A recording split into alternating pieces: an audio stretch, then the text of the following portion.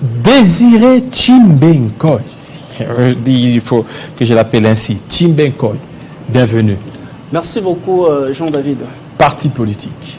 Aujourd'hui, pour vous, vous voulez aussi organiser une marche pour soutenir les FARDC.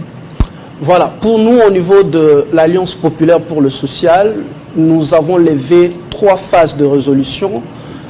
La toute première phase de résolution, c'est de soutenir en boucle toutes les résolutions qui ont été prises au niveau du Conseil supérieur de la défense, spécifiquement la résolution du gouvernement qui porte sur le refus de négocier avec le groupe terroriste, le M23, parce qu'aujourd'hui, le dialogue a déjà démontré les multiples insuffisances, étant donné que Mais demain, l'Union africaine a convoqué les dialogues.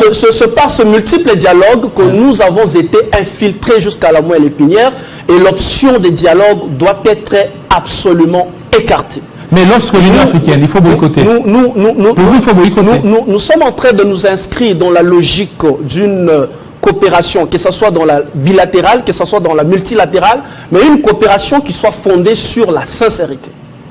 Et à partir du moment où nous constatons que le Rwanda et l'Ouganda, parce qu'il faut ajouter qu'au-delà du Rwanda que nous accusons et qui est effectivement les commanditaires des attaques à l'est de la RDC, s'ajoute aussi le Rwanda qui est aussi une épine au pied de la sécurité congolaise. Et donc, dans notre première phase de résolution, nous disons qu'il faut absolument saluer ces mesures qui ont été prises par le Conseil supérieur de la défense, mais dans la deuxième phase de résolution, il faut demander au gouvernement, dire au président de la République de rompre toutes les relations diplomatiques avec le Rwanda et l'Ouganda, notamment dans le rappel de l'ambassadeur de la RDC en Ouganda. Non, je parle de l'ambassadeur de la RDC en Ouganda. Oui. Il faut le rappeler, il faut aussi expulser l'ambassadeur de l'Ouganda en RDC et il faut fermer les frontières entre la République démocratique du Congo et le Rwanda.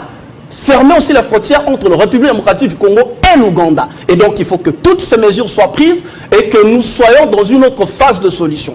Alors, dans la troisième ligne, nous disons, il y a un rapport des experts des Nations Unies qui tiennent pour responsable ces actes d'atrocité la République du Rwanda. Mais ce rapport qui a été documenté et on a assisté de partout à des condamnations. Mais l'Alliance populaire pour le social voudrait qu'on puisse aller loin.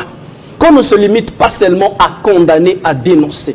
Parce qu'il y a des principes de droit international qui permettent aux organisations internationales de sanctionner les États agresseurs. Aujourd'hui, nous voyons ce qui se passe en Ukraine, qui est sanctionné par l'Union européenne, sanctionné par toute la communauté internationale. Jusque-là, le Rwanda n'est toujours pas sanctionné. À partir du moment où l'ONU, qui, à travers ses experts, a reconnu qu'il y a implication de la République du Rwanda au massacre qui se passe à l'est de la RDC, il faut sanctionner. Et donc, nous, la population, nous allons marcher ce 5 novembre 2022 pour demander à la communauté internationale de ne pas se limiter seulement à dénoncer, à condamner, mais à passer de cette étape à l'étape des sanctions, parce que les États qui se comportent comme de belliquets dans les théâtres des nations et qui sont des États agresseurs sont soumis et doivent connaître des sanctions diplomatiques afférentes. Et quand nous parlons de cette question de dialogue, vous savez, Jean-David, je suis sidéré toutes les fois que j'attends des hommes politiques congolais le discours du dialogue. Comme si on n'a pas encore fait de ce dialogue dans ce pays. On a fait plusieurs dialogues. Et vous savez ce que ce groupe terroriste ont toujours voulu dans les dialogues. Le brassage, le mixage. Et c'est à travers ces opérations de brassage et de mixage qu'ils infiltrent nos services et qu'à chaque fois que nous voulons développer notre pays, le président de la République s'emploie tout de suite à réformer l'armée. Il trouve que la République démocratique veut aller de l'avant et il nous attaque pour nous empêcher effectivement d'amorcer le processus de développement de notre pays. Et donc il faut refuser l'option du dialogue. Il faut aujourd'hui demander à la communauté de sanctionner le Rwanda et rompre toutes les relations diplomatiques. Alors, tout de suite là, j'ai entendu l'honorable Jean-Baptiste Kassekwa, qui essaie un peu de tirer à boulet rouge, un peu presque inutilement, permettez le terme, à l'égard du ministre de la Défense. Mais il faut dire que même à la politique de la vice-ministre de la Défense. Non, mais c'est ce que les gens ne comprennent pas. Alors il faut que les gens comprennent que au niveau de la politique de la défense, il y a deux phases. Il y a la phase de l'opérationnalisation et la phase de la définition de la politique. Et le ministre de la Défense est dans la phase de la définition de la politique de la défense. L'opérationnalisation des actions politiques qui sont concordées en collaboration avec le président de la République sont exécutées par l'état-major général des forces armées avec le région militaire, le zone de défense et toutes les unités, toutes les forces qui composent les forces armées. Alors, il ne faut pas demander au ministre de tenir une arme et lui poser des questions du genre. Le ministre n'a pas donné de rapport. Le ministre est dans la phase de la définition de la politique et il assure... Il a lavé les mains, c'est vrai qu'il n'a pas voulu s'assumer. Et pour lui, il a voulu que le ministre s'assume en tant que chef du secteur, chef de ce ministère. Aujourd'hui, Bunagana est tombé, aujourd'hui Kiwanja et autres villes qui étaient sous contrôle des FARDC qui passent sous contrôle du M23, il doit s'expliquer. Mais le ministre s'explique et il s'est toujours expliqué par rapport à cette question, mais ne demandez pas au ministre de dévoiler les secrets défense et ne dites pas au ministre qu'il n'y a rien qui est fait, qu'il n'y a pas eu des affrontements et que les forces terroristes ont débarqué dans ces territoires sans le moindre effort. Non, il ne faut pas profiter de cette question pour récupérer politiquement. Ce serait trop dangereux. Parce que si l'État congolais n'existe pas dans sa forme démocratique... Mais il a dit d'abord des 6 heures, des grandes localités sont tombées. On ne deviendra pas député, on ne deviendra pas président de la République, on ne deviendra pas ministre.